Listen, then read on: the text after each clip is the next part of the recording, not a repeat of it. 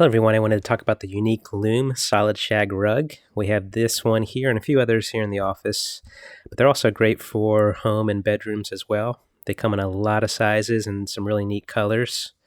They're great to improve and soften the look of any room.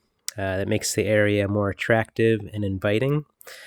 These ones here hold up well to foot traffic. They have bound edges and are very durable. For cleaning, I would recommend shaking them out. You can also vacuum them, but I would not recommend using a roller spinning style brush. Instead, use just the suction mode on your vacuum. You can also spot clean them and use a carpet shampooer with suction, but make sure you dry it out properly. So these are great, durable rugs. I hope this video is helpful. Thanks for watching.